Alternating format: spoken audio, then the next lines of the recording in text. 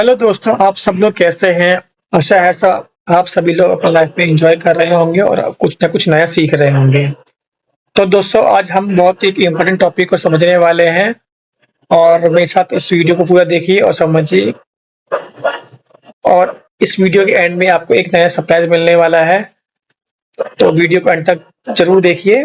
दोस्तों, आपने मेरे पिछले वीडियो में समझा होगा कि माइनर ब्रिज, मेजर ब्रिज और इम्पोर्टेंट ब्रिज में क्या फर्क होता है, और आपको समझ में आया होगा कि इंडियन रेलवे में किस प्रकार से किसी ब्रिज को बांटा जाता है।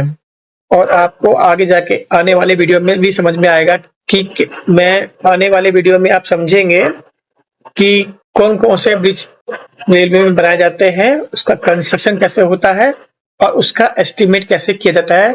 ये सब मैं आने वाले वीडियो में आपको सिखाऊंगा और समझाऊंगा। तो दोस्तों, मेरे इस चैनल को सब्सक्राइब कीजिए, लाइक कीजिए और शेयर कीजिए। और कोई आपको कुछ डाउट है, कुछ समझना है या किसी और टॉपिक पे वीडियो बनाने के लिए आपको कुछ सजेशन देना है, तो आप वो कमेंट में इसको लिखिए। तो शुरू करते हैं दोस्तों। RCC box culvert. RCC box culvert क्या होता है? दोस्तों, आप लोगों ने जब भी जब भी आपने ट्रेन से गुजरते होंगे तो आपने रेलवे में ब्रिज देखा होगा कि आरसीसी बॉक्स कलवर्ट टाइप के कई छोटे छोटे ब्रिज बनाए जाते हैं। आखिर आपने भी ये कभी सोचा होगा कि ऐसे ब्रिज क्यों बनाए जाते हैं रेलवे में, इसका क्या कारण है? तो इन्हीं सभी सवालों का जवाब आपको इस वीडियो में मिलेगा, तो बने रहिए दोस्तों। तो आखिर रेलवे में आरसीसी बॉक्स कलवर्ट का मतलब क्या होता है? आरसीसी बॉक्स कलवर्ट एक तरीके से एक रिजिड फ्रेम स्ट्रक्चर होता है जिसका निर्माण हमेशा एक छोटे से नाली या कोई वाटरवे या फिर एक छोटी सी वाटर स्ट्रीम को पास करने के लिए किया जाता है। इस प्रकार के जो स्ट्रक्चर होते हैं या तो वो रेक्टेंगुलर शेप में होते हैं या फिर वो स्क्वायर शेप में होते हैं। तो जब भी रेक्टेंगुलर और स्क्वायर शेप में कोई भी आपको स्ट्रक्चर दिखाई देता है तो उसको बॉक्स कलवर्ट कहा जाता है रेलवे में। और ऐसे ब्रिज जिनका स्पैन हमेशा 6 मीटर से कम होता है, इसको माइनर ब्रिज की कैटेगरी में रखा गया है। चलिए समझते हैं कि आखिर क्यों इंडियन रेलवे ने बॉक्स कलवर्ट की तरफ अपना मन बना लिया और उसको क्यों बनाती है इसको साइड पे। ऐसे क्योंकि ये आरसीसी ब्रिज जो होते हैं ये ज्यादा लोड कैरी कर सकते हैं, 25 से 35 टन तक की लोड कैरी कर सकते हैं, एक्सेल लोड। और आप सभी लोग जानते हैं कि रेलवे का जो भी एक्सेल लोड होता है वो 25 टन या फिर 32.5 टन के हिसाब से डिजाइन होता है, फॉर्मेशन उसका। और इस प्रकार के ब्रिज जो हैं वो हाई बैकपेंट के लिए भी सुटेबल होते हैं। इन ब्रिजों में बहुत ही लो मेंटेनेंस होता है, मतलब एक बार आपने इन्हें बना दिया तो कम से कम 30 साल, 40 साल, 50 साल तक भी इसमें कोई मेंटेनेंस की जरूरत नहीं होती है। इनका परफॉर्मेंस हाइड्रोलिक स्ट्रक्चर की तरह बहुत ही अच्छा होता है, क्योंकि हाइड्रोलिक स्ट्रक्चर की तरह बनाया जाता है तो उसमें से वाटर इजिली पास होता है बिना किसी एम्बैंकमेंट को डैमेज किए हुए। और इसका सबसे बहुत ही इंपॉर्टेंट पॉइंट है कि ऐसे ब्रिज को बहुत ही जल्दी कंस्ट्रक्ट किया जाता है। आप मान के चलिए ऐसे ब्रिज 1 हफ्ते में बन के तैयार हो जाते हैं और स्ट्रेंथ पकड़ने में 28 दिन इनको लगते हैं। तो इसलिए इंडियन रेलवे ने इसको यूज करती है हर अपने प्रोजेक्ट पे। तो कंपोनेंट्स क्या क्या होते हैं आरसीसी बॉक्स में, हम समझेंगे कि ऐसे आरसीसी ब्रिज जो हैं इसके कौन कौन से कंपोनेंट हैं और इसका क्या फंक्शन है। दोस्तों, आप जब भी एज ए ब्रिज इंजीनियर की पोस्ट के लिए अप्लाई करते हैं किसी कंपनी में, एज ए इंटरव्यू देते हैं, तो आपसे ये जरूर पूछा जाता है कि इसके कौन कौन से कंपोनेंट होते हैं और इनके क्या फंक्शन होते हैं। तो कई ऐसे मेरे दोस्त लोग हैं जिनको नहीं पता होता है कि ये जो कंपोनेंट होते हैं इसका क्या यूज है, क्या ये फंक्शन करते हैं। तो इन्हीं सभी सवालों के जवाब आपको इस वीडियो को में मिल जाएंगे, तो वीडियो को अंत तक जरूर देखें। तो सबसे पहले आता है आरसीसी बॉक्स, जिसमें इसकी बैरल लेंथ भी होती है, उसको सेल भी कहा जाता है। चूंकि ये एक होलो आरसीसी स्ट्रक्चर होता है जो कि वाटर को पास करने के लिए बनाया जाता है। इसमें बॉटम स्लैब, टॉप स्लैब और साइड वॉल्स होते हैं। इसका आमतौर पे क्या फंक्शन होता है, ये ऊपर अपने ऊपर जो सरचार्ज सॉइल होता है उसको ट्रांसफर करता है, उसके अपने ऊपर जो भी ट्रैफिक मूवमेंट है होता है उसको फाउंडेशन में ट्रांसफर करता है और खुद का सेल्फ वेट तो ये ट्रांसफर करता ही है। ये हाइड्रोलिक कंड्यूट की तरह एक्ट करता है और ये साइड वॉल पे जो भी अर्थ का प्रेशर लगता है उसको भी ये रजिस्ट करता है।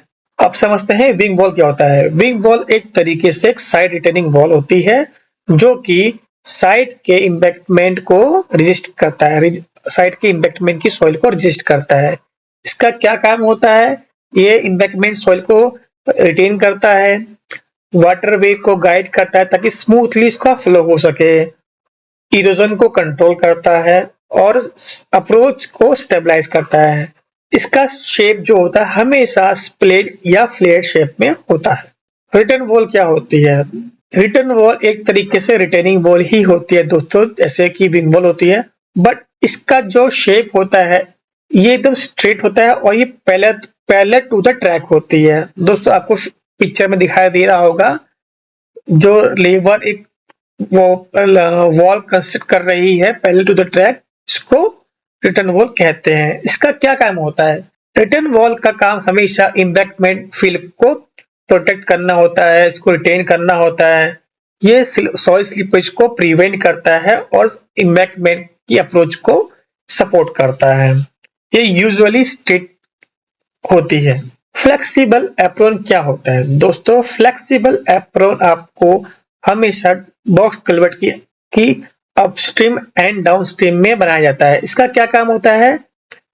ये जब भी इसमें से कोई वाटर फ्लो होता है तो ये इसको एनर्जी, जो वाटर फ्लो की जो एनर्जी होती है उसको डिसिपेट करता है, स्कोर से हमको बचाता है और फाउंडेशन को इरोजन से बचाता है।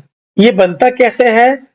आपने देखा होगा ब्रिज पे, यहाँ आपको पिक्चर में भी दिखाई दे रहा होगा कि स्टोन बोल्डर को इन्होंने प्लेस किया हुआ है और इसका मेजरली ये जो काम होता है वो एनर्जी डिसिपेट करना होता है।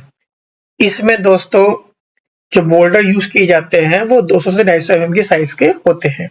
बोल्डर पिचिंग क्या होती है? दोस्तों जैसा कि जो हमारी विंग वॉल है, रिटर्न वॉल है, ये अर्थ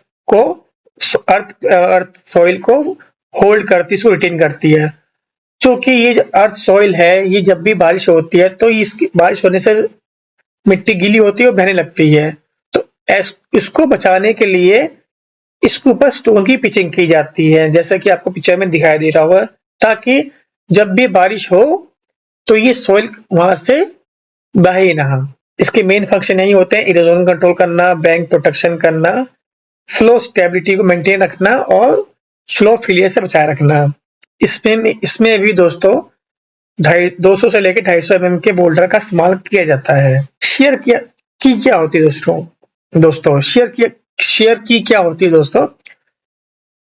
ये बॉक्स कल्वर्ट ब्रिज के दोनों ओर पे बनाई जाती है। इसका काम क्या होता है कि जब भी वाटर फ्लो होता है तो ट्रांसवर्स डायरेक्शन में जब वाटर फ्लो करता है तो बॉक्स कल्वर्ट का जो पोजीशन है उसको इधर उधर डिसबैलेंस ना कर सके, इसको अपने बहाव के साथ बहा ना सके, तो उसको एक ही जगह पर फिक्स रखने के लिए हमको शेयर की दी जाती है।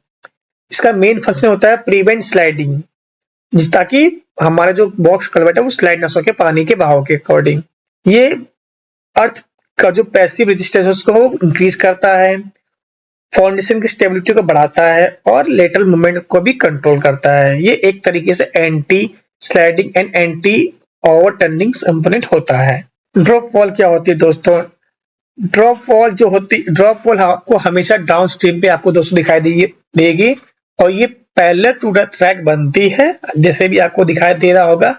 ये जो दोस्तों आपको दिखाई दे रही है ये एक तरीके से हमारी ड्रॉप वॉल है।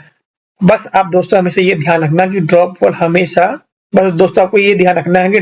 हमेशा डाउन स्ट्रीम साइड बनती है। इसका काम क्या होता है? ये वाटर लेवल को कंट्रोल करता है, हाई विस्कोस वेलोसिटी वाले वाटर फ्लो को प्रिवेंट करता है, एनर्जी डिसिपेट करता है, मतलब एनर्जी को कम करता है या डिस्ट्रीब्यूट करता है और स्कोर को कंट्रोल करता है। इसी तरीके से कंटेन वॉल बनती है, ये भी दोस्तों हमारी अपस्ट्रीम साइड बनाई जाती है।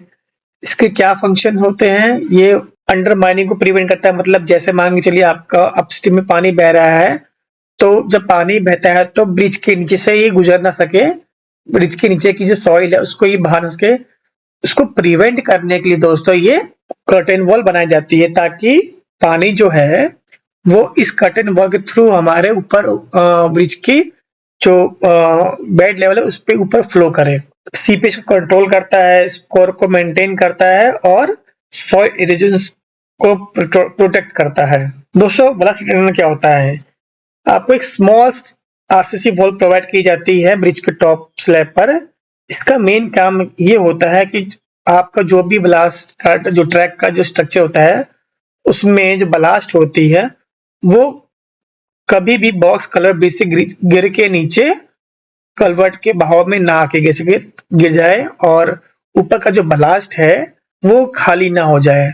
उसको प्रिवेंट करने के लिए ब्लास्ट रिटेनर दिया जाता है। आशा है दोस्तों आपको ये वीडियो अच्छा लगा होगा। अगर आपको कुछ इसमें समझने में कोई समस्या होती तो आप मुझे कमेंट कीजिए, मैं कुछ आपके कमेंट का जरूर रिप्लाई करूंगा। और इसके बाद दोस्तों मैं आने वाले वीडियोस में कैसे एक बॉक्स कलवर्ट की ड्राइंग को रीड किया जाता है, उसका एस्टिमेशन कैसे होता है, ये एक-एक करके मैं आने वाली वीडियो में आपको सिखाऊंगा। रेलवे में जितने प्रकार के भी ब्रिज बनते हैं उन सब का मैं ड्राइंग, रीडिंग, उसका एस्टिमेट, उसका कॉस्टिंग आप सबको मैं ये सिखाऊंगा। तो दोस्तों वीडियो देखने के लिए धन्यवाद। Thank you.